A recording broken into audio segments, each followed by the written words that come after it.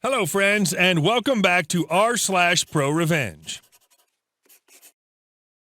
And our first story about a beautiful fast food revenge I think you'll love. So don't forget to subscribe to our channel if you're new here and turn on notifications so you don't miss a new video every single day. Here we go. Artful fast food petty revenge. Nothing gross. Way back in my struggling to get through college days of yore, I worked part-time at the Burger King near my apartment for some extra scratch. This BK was in a pretty sketchy part of town, and neither the facilities nor the employees nor the clientele were exactly upper crust. Now, this is not going to be a story of spitting/peeing in someone's soda or putting their bun down my pants. I would never do something unhealthy or gross to someone's food. Nobody deserves that. Plus, where's the art, the finesse? All my coworkers were lazy people with crappy attitudes. The exception, other than me, was this mousy high school girl who worked the drive-thru on weekends. She was one of those wide-eyed meat girls who looked barely old enough to work and really should have been at a kiosk in the mall or something, but for whatever reason, she worked at this BK. All drive-thrus have their share of crap to deal with, but the drive-thru at this BK was particularly nasty. For example, individual cars would often want to order separately for all 6 people in the car during the busy times. If you told them no, you would get cussed by the entire car, and if they actually stuck around to get their order, one of the drinks would end up blasting into the drive-thru window as they sped away cussing. People would bang on the windows, yell, throw stuff, and it wasn't stuff like that, it was people frequently just being mean and threatening. Like I said, it was a sketchy part of town. Also, for some reason, a lot of people who came to this BK had especially picky and specific orders. A very common thing was to order the original chicken sandwich, the one that's long, not a regular circle-shaped sandwich, loaded up with extra toppings, and ask for it cut in half, turning it into a mini submarine sandwich. I don't know why this was such a thing at BK, but it was very common. The order usually went like this. I want the original chicken sandwich with extra lettuce, extra mayo, extra pickles, extra tomato, and extra ketchup. And when I say extra ketchup, I mean extra ketchup, because y'all never put enough ketchup on anything. And make sure it's hot. Y'all never heat up the sandwich enough. And I want that sandwich cut in half, you hear me? Last time y'all didn't cut it in half. How am I supposed to eat a sandwich that big if y'all don't cut it in half? Don't make me come in there. Crap. Better get it right. Typically, this didn't bother me, as I only worked in the kitchen making all the orders and was just focused on getting through the shift. But on days when that nice girl worked, it made my blood boil listening to all the crap she had to endure through her shift. If people asked for crazy stuff nicely, I didn't care, but when the a-holes would bark and be mean to her, I would look for especially petty ways to mess with their order. If someone was yelling about their food not being hot enough, it got microwaved for 2 minutes instead of 15 seconds. Anything with cheese came out like lava. Berating her for 5 minutes about making sure there was enough ketchup. Enjoy your ketchup sandwich wrapped in 4 wrappers to keep it from leaking everywhere. Make sure that bacon's crispy. I don't want no soft bacon. Into the fryers your bacon goes until every little strip is hard, brittle, and as dark as your soul. But my masterpiece was when the load up the original chicken sandwich and cut it in half people acted like a-holes. I would load that sandwich up just like they demanded with every damn topping they screamed for. Lettuce piled up to the sky, gobs of ketchup and mayo oozing through the mountain of tomatoes and pickles that were expertly stacked between the 2 stalest buns I could find, nuked for 2 minutes in the microwave. And don't forget to cut it in half. How am I supposed to eat a sandwich if y'all don't cut it in half? Oh, I didn't forget. I always remembered to cut it in half. The long way.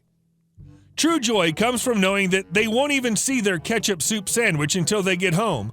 Knowing that when they get home, full of hunger and extreme desire for that sandwich they so expertly crafted in their head, to find ketchup soup, the red face, the screaming, the sputtering, the steam actually rising off their head. And our second story. Sleazy Lawyer winds up helping to pay for coworker's wedding.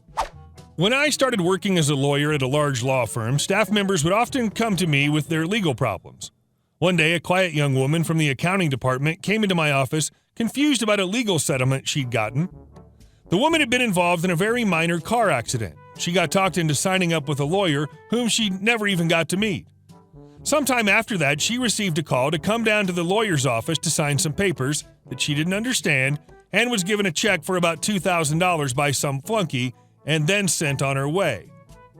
I borrowed all of her paperwork and figured out what happened. My coworker was a victim of a capper scheme, which is when non-lawyers sign up clients for lawyers in return for a financial kickback. This is generally considered to be unethical and possibly illegal because many of these cases are near worthless. The lawyers quickly settle them for cheap and pocket 33 to 40% as their fee. When I checked the state bar records, I realized that the lawyer had signed the retainer agreement with my coworker after he had taken the bar exam, but before he had officially become a lawyer. In other words, for several months, he'd been illegally practicing law without a license. I was upset and sent him a letter demanding that I knew what he did. I bluffed him and said that if he had been a real lawyer the entire time, he would have handled the case properly and would have gotten a much higher settlement. I told him that I wanted $5,000 to compensate my coworker. It would have been illegal for me to threaten to report him to the state bar or to police if he did not pay, but that was the subtext. A few days later, I received a telephone call. Lawyer, in a pleading voice. What do you want? I don't have any malpractice insurance. Me, angrily. I don't want any insurance money. I'd just be happy to put you out of business. The next day, I received my demanded settlement check from the lawyer. I walked the check over to the accounting department and gave it to my coworker. The unexpected extra money came in very handy for her upcoming wedding, to which I was later invited and happily attended. It would have been illegal for the lawyer to demand that I not report him to the state bar or police in return for the check. Nonetheless, I decided not to report him. I figured that he deserved a second chance and didn't want to ruin his life at the start of his legal career. And our last story. 1 hour of uninterrupted break. Years ago, I was the manager of a small grocery store. I hated it. Bonuses were removed, hours were long, terms of employment were harsh. I took the job to fill a gap in employment and got stuck there for almost a year until I found something else. All that being said, I put solid effort and time into it to get it right, despite it being the worst job of my life. I eventually put in my 2 weeks. I was the last of the batch of managers still employed that were in my hire group. Most got fired for not meeting unrealistic expectations, and others just quit because it was so bad. On the last day of my 2 weeks, the district manager was coming by to collect my keys. He was a major part of why the job was so miserable. As DM, he gave us our hours that we could schedule, but since his bonus depended on how well we came in under hours, he shaved off time and made the salaried management work harder. I found out later he was shaving off one full-time employee from most stores every week. He would always berate us for not working hard enough, even if we were working 80 hours a week. All the while, he was working from home, and we could hear his kids in the background of our conference calls. Anyway, last day of work for me, he was supposed to show in the morning. He didn't. It's getting later, and I need to eat. I told the assistant manager that if the DM came in while I was at lunch and didn't feel I needed to return for the last hour of my shift to let me know, and then I get his call. At 55 minutes into my break, he called to tell me that if I didn't return when my break was completed, he would terminate me for job abandonment. So here's where malicious compliance comes in. Company policy stated that even the salaried employees were entitled to 60 minutes of uninterrupted break. If there was an interruption, the 60-minute break was to start over. I informed him of this and told him his call was official business and would be resetting my breaks and would return in an hour. I spent the next hour shopping for something at the store next to my own, then went over when the hour was up. I walked into the store and he started to talk. I told him that according to company policy, I was entitled to a 15-minute break between the end of my lunch and the end of my shift. I promptly turned my back on him and went outside to take my 15-minute break, 15 minutes before the end of my shift. When the break was over, I walked in, gave the key to the assistant manager, and walked out. The DM started to follow me out and started trying to ask me questions about the store.